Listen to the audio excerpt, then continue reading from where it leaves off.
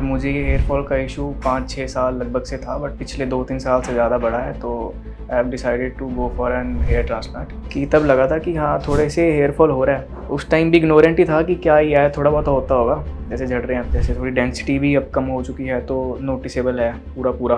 तो एक्सपेक्टेशंस तो pretty simple हैं कि हाँ, जो हेयर लाइन बनाएंगे वो थोड़ी नेचुरल लगे। जस्ट ओटी से बाहर निकले हैं और एज़ प्लैंड 2200 से 2300 ग्राफ्ट्स मेरे सिर पे हेयर लाइन से लेके जो ये है प्रॉपर कर्व कवर हुए हैं। जो हेयर लाइन वगैरह देख के लग रहा है कि हाँ, इट इज़ सेटिस्फैक्ट्री। बाकी देखते हैं ऑफ रिज़ल्ट, फाइनल रिज़ल्ट कि हाँ, रिज़ल्ट थोड़ा डेंस है। मतलब जाता हूँ तो इतना भी कहता नहीं कि हाँ ट्रांसप्लांट करवाया है, जब तक मैं ना बोलूँ। It looks natural, so that's the good point. मेरे 2300 से 2200-2300 बाल कुछ एक्सट्रैक्ट हुए थे, ग्राफ्ट्स एक्सट्रैक्ट हुए थे, आगे वाले एरिया पे लगे थे। और ये मेरा प्रॉपर फ़िलहाल 8 महीनों का रिजल्ट है इतना। पीछे वाले मेरी हैं, आगे का मैंने 2200-2300 ग्राफ्ट्स कुछ लगवाए थे plant. Hi, I am Devansh L V. और मुझे ये हेयर फॉल का इशू 5-6 साल लगभग से था, बट पिछले 2-3 साल से ज़्यादा बढ़ा है। तो I have decided to go for an hair transplant. तो मैं इधर QST हरिद्वार वाली ब्रांच में आया हूँ अपना ट्रीटमेंट और ट्रांसप्लांट वगैरह करवाने। बहुत ही ज़्यादा वेग था वो, और मैं वॉश बेसिन में बैठा ये ब्रश ही कर रहा था। तब मैंने देखे थे कि पहले 2-3 बार गिर रहे हैं, फिर 2-3 गिरे। मैं कहा ठीक है, पहले नहीं गिरते थे इतने, खड़े खड़े रखता था। और फिर मैंने ऐसे किया तो 10 बाल हो गए ऐसे करते करते। फिर मैंने शेक करना शुरू कर दिया अपने बालों को, तो पूरा सिंक जो था वो बालों से भर गया। तब थोड़ा लगा था 18-19 की बात है शायद, कि तब लगा था कि हाँ, थोड़े से हेयर फॉल हो रहा है। उस टाइम भी इग्नोरेंट ही था कि क्या ही है, थोड़ा बहुत होता होगा, जैसे झड़ रहे हैं। तब हेयर कट वगैरह करवा लिया, सिंपल वैसे ही खड़े वगैरह रखते थे, स्टाइलिंग वगैरह चल रही थी सब। फिर उसके बाद ही थोड़ी सी इधर डैंड्रफ की इशू आ गया था। फिर उस टाइम मैं प्रॉपर टाइप ऑफ 1-2 नंबर का जो होता है अपना शेव वो करवाया था। फिर वो डैंड्रफ ठीक हुआ। फिर जब वो वाले बाल लंबे आए, देन आई जस्ट नोटेड कि थोड़ी सी रिसीडिंग हो चुकी है ऑलरेडी हेयर लाइन, थोड़ी बहुत। और फिर उसके बाद वही जब छोटे थे बाल, वही जो नुस्खे होते हैं थोड़े थोड़े, कि पता नहीं वो लगा लो, प्याज प्यूज जो भी होता है वो, ये हफ्ता 2 हफ्ता लगाया, कुछ हुआ नहीं। इरिटेशन वगैरह होती थी वो अलग थी। तो उसके बाद वैसे ही बढ़ा लिए। उसके बाद ज़्यादा कुछ किया नहीं, कॉम्बिंग छोड़ दी थी, करता भी नहीं था। पहले ही हाथों से खड़े होते थे तो वही थोड़ी सी आदत थी, तो कॉम्बिंग इतनी की नहीं। जब करता था तो बाल आते थे ऑब्वियसली, तो वो देखना थोड़ा टफ, तो कॉम्बिंग छोड़ दी थी बिल्कुल। आज तो कॉम्बिंग नहीं करी। फिर इसके बाद मैंने शैम्पू बदले थे, कीटाकोनाजोल वगैरह जो होते हैं, जो जनरली डॉक्टर्स देते हैं, वो गया था एक डर्मेटोलॉजिस्ट के पास। उसके बाद भी गया था अपने उधर हॉस्पिटल में, और उसने बताए थे थोड़े से शैम्पू जिसके अंदर कुछ है विटामिन जो भी होता है। तो हेयर फॉल तो नहीं रुका। फिर बायोटिन वगैरह खाना शुरू किया था खुद से ही कि मे भी हो जाए, बट बीच में थोड़ा वो जिम विम ये सब के कारण थोड़ी डाइट सी सुधर गई थी। तब थोड़ा सा कंट्रोल लगा था, बट उस टाइम तक डेंसिटी कम हो गई थी। और जैसे ही पिछले साल ये दूसरी उधर ज्वाइन किया मैंने अपनी दूसरी कंपनी में कॉलेज के बाद से, उसमें थोड़ा सा ज़्यादा ही विगरसली हेयर फॉल स्टार्ट हो गया। तो अब थोड़ा ज़्यादा नोटिस होता है, तो अब सोचा कि थोड़ा सा किया जाए कुछ। प्राइमरीली अपना ये जो फ्रंट वाला पार्ट है, इसके अंदर थोड़े से मतलब बाल लगवाने, बेसिकली इसके अंदर ट्रांसप्लांट वगैरह की ज़रूरत फील होती है।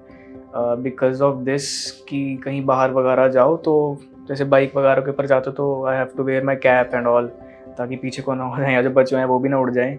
उसके कारण गंदगी वगैरह के अंदर थोड़ा सा एक्स्ट्रा केयर भी करनी पड़ती है इनकी। जैसे थोड़ी डेंसिटी भी अब कम हो चुकी है तो नोटिसेबल है पूरा। दैट्स द मेजर इशू कि बाल या तो आगे रखो, पीछे रख नहीं सकते।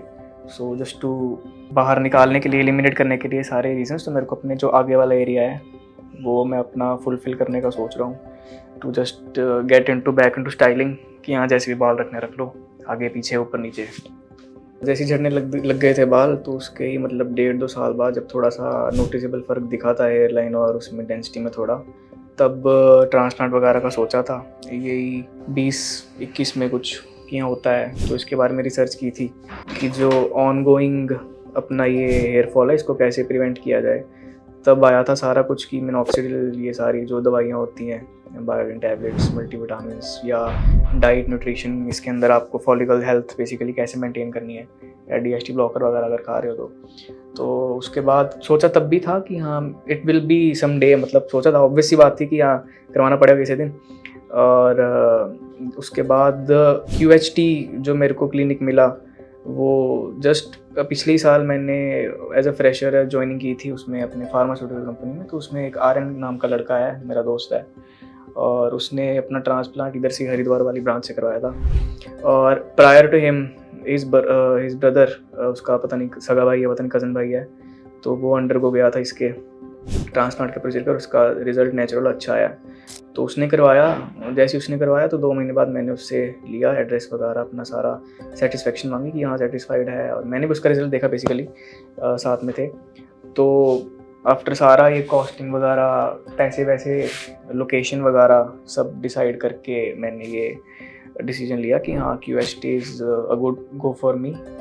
तो मैं अब इधर से अपना ट्रांसप्लांट का सारा प्रोसीजर वगैरह देखता हूँ, करवाता हूँ। तो थोड़े से जैसे डाउट्स वगैरह होते हैं कि जैसे पहली बात तो कि हाँ दर्द एनेस्थीसिया वाले टाइम ही होगा, और जैसे एनेस्थीसिया दे दिया तो उसके बाद जो एरिया सर्जरी हो गई तो उसके कितने टाइम बाद, मतलब मेरे को वो वाला जो एरिया है जहाँ पे लगाए हैं ग्राफ्ट्स वगैरह, रूट्स वगैरह, तो वहाँ पे कितनी देर बाद दर्द फील होगा या नहीं होगा।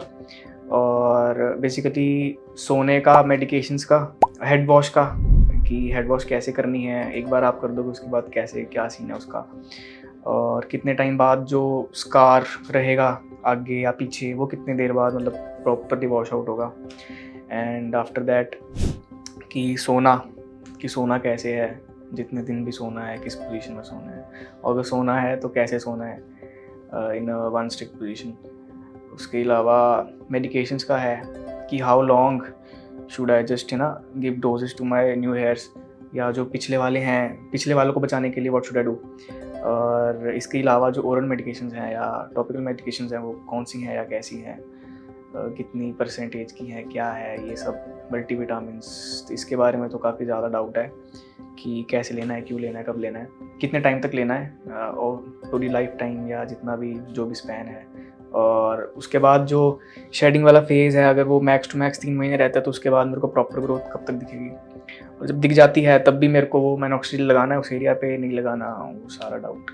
तो एक्सपेक्टेशंस तो प्रीटी सिंपल हैं कि हाँ जो हेयर लाइन बनाएंगे वो थोड़ी नेचुरल लगे, मतलब लिटरली नेचुरल लगे, ऐसा ना लगे कि हाँ मतलब बहुत ज़्यादा स्कार्स या ऐसा।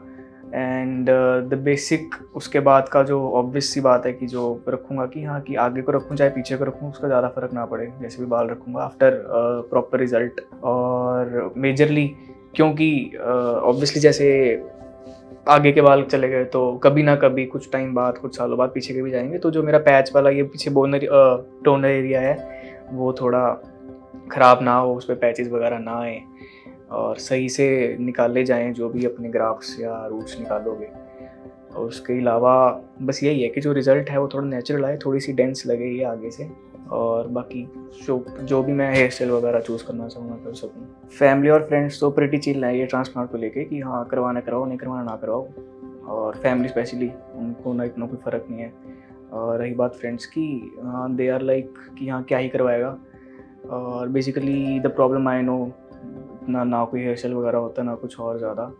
तो ये तो मेरा खुद का पर्सनल था कि हाँ एक बार तो करवाने, कभी ना कभी तो करवाऊँगा, तो अभी मेरे पास थोड़ा टाइम है 20-25 दिन का, तो why not just utilise this time. तो इसके कारण भी, और हाँ कि हाँ एक थोड़ा वो भी हो जाएगा, एक्सपीरियंस हो जाएगा कि कैसा है कैसा नहीं, maybe it can change the way my hair are.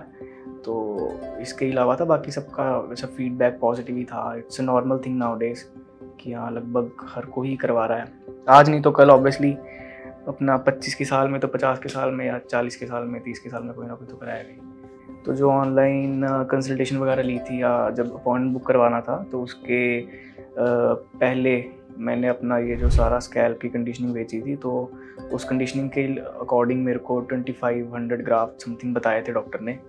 And hopping सो कि ये करेक्ट नंबर हो, बट एक्चुअल में जब इधर क्लिनिक वगैरह में विज़िट करेंगे तब पता चलेगा कि हाँ डॉक्टर मिलेगा जब पर्सनली, तब बताएंगे कितना ज़्यादा प्लस माइनस में होता है।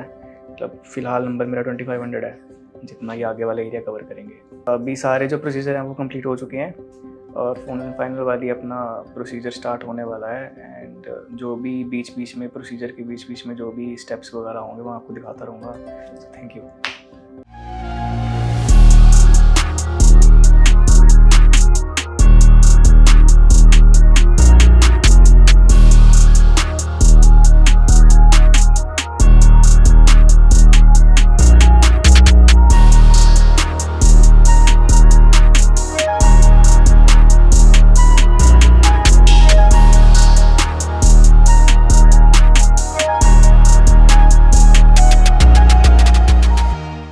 हाय, आई एम देवांश और जस्ट अभी अपनी मैं सर्जरी करा के हटा हूँ।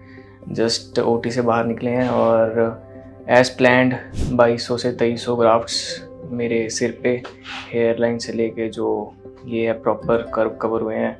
एंड डॉक्टर्स की टीम, टेक्नीशियंस की team, it was really supportive और स्क्रैच से लेके एंड तक दे वर कोऑपरेटिव एंड खाना पीना सब इट वाज गुड और होपिंग सो कि हाँ रिज़ल्ट भी अच्छा आएगा। बाकी फ़िलहाल जो हेयर लाइन वगैरह देख के लग रहा है कि हाँ इट इज़ सेटिस्फैक्ट्री। बाकी देखते हैं of result, final result. Thank you. So before entering into the OT which is seeming like OT operation का थिएटर, ऐसा जो लग रहा था कि सर्जरी वगैरह होगी, but it was really relaxing. It is just cosmetic surgery and they realised it कि हाँ it is not a big deal. तो उसके पहले काफ़ी सारे डाउट्स थे कि हाँ कैसा होगा, पेनफुल होगा ये वो, बट अंदर जाते ही थोड़ा माहौल सा वाइब्रेंट था। It was good, people were friendly, technicians and doctors सारे टेस्ट वगैरह किए, अंदर जाके भी टेस्ट किए फर्दर और बिना किसी हेजिटेशन के सारा जो डाउट्स थे मैंने पूछ लिए।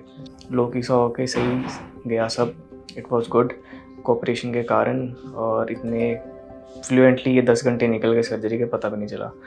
And waiting for result. It was not कि हाँ 10 के 10 घंटे की हमारी सर्जरी चल रही थी, बीच बीच में गैप्स थे, वॉशरूम की ब्रेक्स थी काफ़ी और प्लस रिफ़्रेशमेंट वगैरह मिली और जो प्रॉपरली लंच मिला, जब भूख लगी थी तब मांग लिया। एंड प्लस फर्दर जो अदर रिफ़्रेशमेंट्स होती है मैंने मांगी, वो मेरे को मिल गई। पानी पूनी सब, मेरे को बैठना था, मैं बैठ भी गया था। थोड़ा सा टाइम ऐसे बिना लेटे लेटे नहीं था, मतलब स्लीपी पोज में। And it was good, proper time मिल रहा था, रिफ्रेशमेंट मिल रही थी, ब्रेक्स मिल रही थी और मतलब 10 घंटे के अंदर ऐसा नहीं है कि 10 घंटे की 10 घंटे सर्जरी चल रही थी, उसके अंदर थोड़ा गैप था। और जो पेन का सीन है कि हाँ इनिशियली आपको थोड़ा सा पेन लगेगा कि हाँ मेरे को पेन लग रहा था इनिशियली कि हाँ जैसे जब एनेस्थीसिया वगैरह लगा रहे थे, लोकल एनेस्थीसिया, उसके अंदर थोड़ा सा पेन हो रहा था। एंड उसके बाद तो थोड़ी नमनेस है, काफ़ी मतलब नमनेस ही है, उसके बाद नहीं पता चलेगा कि हाँ क्या सीन है। और बीच बीच में हो रहा था कभी कभी थोड़ा, उस पर कहा कि हाँ हो रहा है थोड़ा सा पेन, वो दैट वाज नॉट प्रॉपरली नम, तो उसके ऊपर फिर से एनेस्थीसिया दे दिया था। उसके बाद सब सॉर्टेड था, उसके बाद नहीं पता चला कि कहाँ से क्या निकाल रहे हैं। बस एंड में थोड़ा सा जब दवाई वगैरह लगाई थी तब साफ़ करे तब थोड़ा बहुत हुआ था, उसके अलावा इट वाज गुड, इतना पेनफुल नहीं था। स्टार्टिंग में पेनफुल थोड़ा सा मतलब पेन, उसके बाद नम, प्रॉपर नम, नहीं पता चल रहा था कहाँ से क्या उखाड़ रहे हैं, वो कहाँ लगा रहे हैं। और अभी ये प्रोसीजर को लेके just because of the cooperation and easiness of the surgery I will surely give 10 out of 10 to this QST clinic. और फिलहाल मेरी डॉक्टर से कंसल्टेशन हो चुकी है मेरे आफ्टर प्रोसेस को लेके, और बाकी है जो मेरे डाउट सारे रिजॉल्व हैं फ़िलहाल। एंड बाकी कोई भी कंप्लेंट आएगी, he is like free to call, he is so cooperative and good. और उसके अलावा PRP वगैरह के मेरे सेशंस चलते रहेंगे, साथ साथ में ही I will be updating my results and my profile, how do I look. I'll be again keeping the long hairs, just tell the difference, what's the difference now. And the very first thing I did after coming out of OT was just to watch my hairline, जिसके कारण आए थे, and I was feeling satisfactory.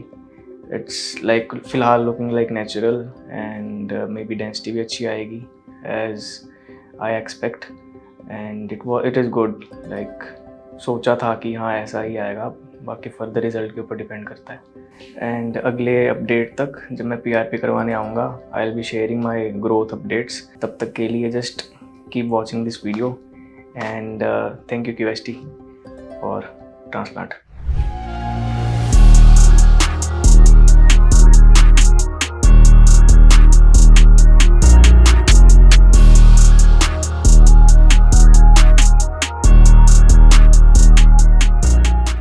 आज मेरी चौथी PRP है इधर से। फ़िलहाल मेरे को 8 महीने रनिंग चल रहे हैं, तो अभी आया मैं चौथी पीआरपी लेने अपनी। हाँ, ऐसे पहले बाल खड़े नहीं रखता, अब खड़े रखता हूँ। वो नहीं था मेरे को, जब पहले मेरे थोड़े आगे से उड़े थे तब भी इतना नहीं था कि हाँ कुछ ड्रॉबैक्स आए। बट हाँ, करवाने थे तो कुछ हेयर स्टाइल्स मेरे कॉम्प्रोमाइज़ हो रहे थे, तो दिख रहे हैं होते हुए 8th महीने में। तो आगे में भी थोड़ा और रिजल्ट आएगा, बट हाँ थोड़ा सा फ़र्क है। रीज़न तो मेरे को भी नहीं पता, मैं भी डाइट का चक्कर होगा। हेरिडिटरी तो था ऑब्वियसली, लेकिन डाइट ने शायद वो थोड़ा और फास्ट अप कर दिया। कोविड के टाइम से थोड़ा ज़्यादा होने लग गया था, काफ़ी ज़्यादा होने लग गया था। फिर कॉलेज वॉलेज गए तब थोड़ा देखा कि हाँ रिसीड हो रही है। बाकी मैं बाल स्टार्टिंग से लंबे रखता था, तो घुंघराले थे, तो घुंघराले में पता नहीं लगता था इतना। बट फिर जब बार के जाते गए तब देखा कि हाँ ये तो रिसीड हो रही है। फिर उसके बाद यही अगस्त में डिसीजन ले लिया था कि हाँ करवा लेते हैं, क्योंकि डॉक्टर ने कहा था इधर कि हाँ पहले करवा लो, बाकी दवाई वगैरह खा के अपने पिछले वाले मेंटेन रख सकते हो ओवरऑल लुक। तो मैंने कहा हाँ सही डिसीजन है। फिलहाल तो मैं सेटिस्फाइड हूँ जिस हिसाब से चल रहा है। थोड़ा बहुत हेयर फॉल है, बट मे बी वो पीछे वाले या जो भी है, जैसे झड़ता ही है, लाइफ साइकिल होता है बाल का, वो है। But overall hair transplanted grafts के according I am satisfied, pretty satisfied. क्योंकि हाँ अब मेरे को मिस होता है कि 2-3 साल मैंने बाल वगैरह खड़े नहीं रखे। मैं हूँ भी पंजाब से, तो हमारे तो यही चलता है, तो थोड़ा मिस आउट वाला फील था। तो अब उसके अकॉर्डिंग तो आई एम सेटिस्फाइड कि हाँ रिजल्ट थोड़ा डेंस है। मतलब जाता हूँ तो इतना भी कहता नहीं कि हाँ ट्रांसप्लांट करवाया है, जब तक मैं ना बोलूँ। It looks natural, so that's the good point. Medicine का रोल तो है, मल्टीविटामिन वगैरह थे तो ऑब्वियसली कि हाँ मल्टीविटामिन अगर डाइट वगैरह से भी नहीं पूरे तब भी लेने चाहिए, तो वो ले रहा हूँ। बाकी फिनेक्स चल रही है मेरी, उसकी कोई मेरे को ऐसा साइड इफ़ेक्ट लगा नहीं। जितना हुआ था कि हाँ साइड इफ़ेक्ट है ये वो, इतना साइड इफ़ेक्ट नहीं लगा मेरे को, इतना नहीं लगा ही नहीं, मतलब बेसिकली फील नहीं हुआ साइड इफ़ेक्ट वगैरह। और बाकी शैम्पूज़ हैं जो गुड शैम्पूज़ अच्छे हैं, और मिनॉक्सिल तो लगानी पड़ती है। तो ओवरऑल गुड है, मतलब जो पैकेज वगैरह है कि जितनी जितनी देते हो, और उसके अकॉर्डिंग डॉक्टर भी दवाई वगैरह चेंज कर सकता है तुम्हारी, अगर तुमको जैसे लेनी है, फिनेक्स लेनी है, नहीं लेनी, तुम कुछ सोच सुन के आए हो तो ठीक है, उसकी भी रिगार्ड्स रखे जाते हैं। तो ओवरऑल मेडिसिन वाइज तो ठीक है, फ़िलहाल तो रिज़ल्ट अच्छा आ रहा है। तो सुबह सुबह इनका एक ग्रो बाल वाली टैबलेट्स होती है, वो लेता हूँ, और सुबह में नॉक्सिल लगाता हूँ आगे और पीछे। पीछे मेरे को कहा था, क्योंकि मेरे पीछे थोड़े से थिन हो रहे थे, तो मैंने पूछा डॉक्टर से कि लगा लो, उन्होंने कहा लगा लो फॉर सेफर साइड। तो मैं आगे और थोड़ा सा पीछे, मतलब आधा सा ml कुछ, तो वो लगा लेता हूँ मिनॉक्सिल सुबह, और फिर वो मेडिसिन मल्टीविटामिन जो है वो सुबह, और हफ्ते के अंदर एक दिन वो D3 वाली कैप्सूल होती है वो खानी होती है, और रात को सोने से पहले मिनॉक्सिल फिर से लगा के, और अपना फिनेक्स की टैबलेट लेके, ये रूटीन है। मतलब बेसिकली 4 दवाइयाँ चल रही हैं, शैम्पू अलग से। तो पीआरपी का स्टार्टिंग में तो लगता था कि पता नहीं कितना हेक्टिक या कितना ज़्यादा टाइम कंज्यूमिंग होता होगा, बट बहुत ही ज़्यादा क्रिस्प और छोटा प्रोसेस है। जैसे कि लिया आपका ब्लड वगैरह घुमाया उन्होंने, जो भी करते हैं प्लाज्मा तक किया, और प्लाज्मा जब डाल दिया, इट इज़ 5 मिनट का प्रोसेस बेसिकली। और वो फास्ट इनफ है क्योंकि टाइम वगैरह नहीं रहता। तो मेरे को स्टार्टिंग में लगा था कितना पेनफुल होगा, ये वो नॉर्मल है, मतलब बेसिकली इंसान बेयर कर सकता है। छोटी छोटी सिरेंजें होती हैं पतली पतली सी, फील भी नहीं होता कि कुछ कर रहा है। बट हाँ मे बी पहले स्टार्टिंग में इतना फील नहीं होता, स्टार्टिंग वाली स्किन पहले नम थी 1-आधा महीना, बट उसके बाद शाम तक रात तक थोड़ा रहता है कि कुछ करवाया, ऐसे फील होता है कि हाँ चल कुछ लोग। बट सुबह उठ के इट इज़ ऑल नॉर्मल, क्योंकि मैं हूँ भी मैकेनिकल इंजीनियर, तो मेरे को हेलमेट भी डालना पड़ता है। अगले दिन नहीं फील होता कि कुछ करवाया था, सब सेफ ओके है, नॉर्मल है। महीने में मेरे को आ जाते हैं अपने टेक्स्ट वगैरह आ जाते हैं, या फिर जैसे मैं आ नहीं पाया था 2-3 महीने, तो मैंने भी अपनी फ़ोटोज़ वगैरह खींच के भेज दी थी उनको, टीम को व्हाट्सएप वगैरह के ऊपर। तो हम उनका फॉलोअप आता है, वो करते हैं, जैसे टेक्स्ट भी भेज दूँ तो करते हैं कि हाँ इतनी बड़ी इशू नहीं है, ऐसे डेंड्रफ वगैरह हो गई ये सब। तो उस वे में है थोड़ा सा कि सपोर्ट साइड पे है, खुद भी फॉलोअप लेते हैं। अगर मेरे को इशू आता है तो मैं डायरेक्ट टेक्स्ट कर देता हूँ, मेरे को विदिन आवर 2 आवर रिस्पॉन्स मिल जाता है बढ़िया। मेरे 2300 से 2200-2300 बाल कुछ एक्सट्रैक्ट हुए थे, ग्राफ्ट्स एक्सट्रैक्ट हुए थे, आगे वाले एरिया पे लगे थे। और ये मेरा प्रॉपर फिलहाल 8th मंथ 8 महीनों का रिजल्ट है इतना। पीछे वाले मेरी है, आगे आगे का मैंने 2200-2300 ग्राफ्ट्स कुछ लगवाए थे, इम्प्लांट करवाए थे। अब मेरे एक कज़न भाई है मेरा बड़ा, तो उसने देखा कि हाँ करवाया हुआ है, तो मैंने भी बताया उसको। मेरा उस मंथ 3रा महीना चल रहा था, और फिर उसने भी इधर से ही करवाया। उसका मेरे को पता है 4था महीना, पता नहीं 3रा महीना ट्रांसप्लांट का चल रहा है, तो उसने भी करवाया था। इवन कि अभी मेरा एक और कज़न है, वो भी आएगा, QST से ही करवा के जाएगा। तो इनिशियली जाने से पहले हुआ था कि मे भी पता नहीं कितना पेन होगा, ये होगा कि सर्जरी है, प्रॉपर सर्जरी, कॉस्मेटिक सर्जरी ऐसा वैसा। बट ओवरऑल स्टाफ का बिहेवियर जो था मेरे प्रति काफ़ी ज़्यादा डिसेंट था, हम्बल था, और तो उन्होंने थोड़ा हैजल फ्री कर दिया ये सारा का सारा एक्सपीरियंस। मेरी सर्जरी ऑलमोस्ट शायद 10-11 घंटे ऐसा कुछ चली थी, मतलब प्रॉपर टाइम मेरे को पता नहीं, बट हाँ मैं 8 से 8 ऐसा कुछ रहा था ओटी के अंदर ही। तो इतने लंबे एक्सपीरियंस में मेरे को लंच वगैरह मिला, प्रॉपर गाइड किया उन्होंने कि ऐसा ऐसा होगा, ये होगा, पहले ब्रीफिंग दे दी थी कि इतना होगा। तो मेरी स्लाइसिंग और ग्राफ्टिंग पहले दिन हुई है, बेसिकली एक ही दिन में हुई है, क्योंकि मेरे इतने ज़्यादा मतलब प्रोजेक्ट इतना बड़ा नहीं था मेरा। और उसके बाद एक्सपीरियंस ठीक था स्टाफ का, तो पहले सोच रहे थे कि हाँ दर्द होगा, बट एनेस्थीसिया दिया, सैम्पलिंग ली थी, 3-4 सैंपल से लिए थे एनेस्थीसिया के कि हाँ इन्फेक्शन तो नहीं है ये, क्योंकि मैं सुन के आया था कि मर जाता बंदा, ऐसे मर गया था यूपी में, ऐसा कुछ हो गया था, बट वो ठीक था, एनेस्थीसिया कारण हुआ था वो सब। तो मेरे को डॉक्टर ने क्लैरिफाई किया, मैं सबसे पहले जाकर डॉक्टर से पूछा था, मैं मर तो नहीं जाऊँगा, ऐसा कुछ तो नहीं होगा। तो कहती नहीं एनेस्थीसिया जो हुआ था वो आपका सैंपल लेंगे ये वो। फिर मेरे को ठीक लगा, मैं कहा इट्स ओके गुड। और फिर उसके बाद मैं गया लेटे, फिर उसके बाद उन्होंने सीधे देना जैसे स्टार्ट किया। उस टाइम थोड़ा थोड़ा लग रहा था, क्योंकि सिर में सिरिंज पहली बार लगवाई थी, थोड़ा सा लग रहा था कि हाँ, इतना भी नहीं, थोड़ा सा लग रहा था कि कुछ है। उसके बाद जैसे ही 10-15 मिनट टपे, वो हो गए शुरू, कोई स्लाइसिंग कर रहा है, कोई पीछे से बाल निकाला साइमल्टेनियसली, वो पता नहीं लगा, बट ऐसे पता लगा था कि कुछ खींच रहा है, ऐसा नहीं, फील नहीं हो रहा था कि यहाँ पेन हो रहा है, बिल्कुल नम थी स्किन बिल्कुल। और फिर इवन कि ऐसा हुआ था कि जैसे कुछ घंटे बीते, स्लाइसिंग सी हो रही, साइमल्टेनियसली चल रहा था शायद, I am not sure, simultaneously चल रहा था, बीच में अगर वॉशरूम जाना जाओ कोई इशू नहीं है सारा।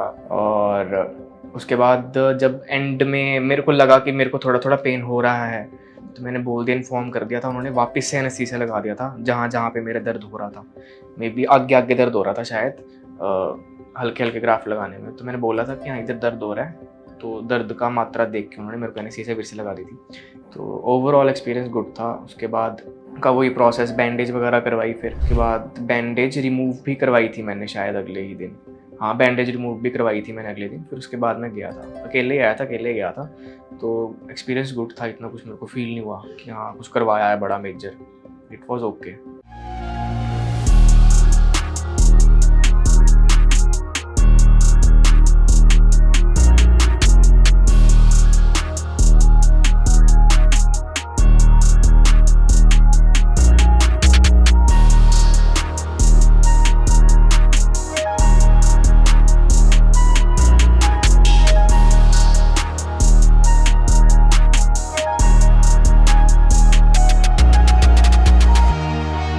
हेलो फ्रेंड्स, अगर आपने अभी तक हमारे चैनल को सब्सक्राइब नहीं किया है तो प्लीज इस वीडियो को लाइक कीजिए, शेयर कीजिए और हमारे चैनल को सब्सक्राइब कीजिए। और ध्यान रहे बेल आइकन दबाना ना भूलें, जिससे हमारे हर वीडियो का अपडेट आपको समय समय पर मिलता रहेगा।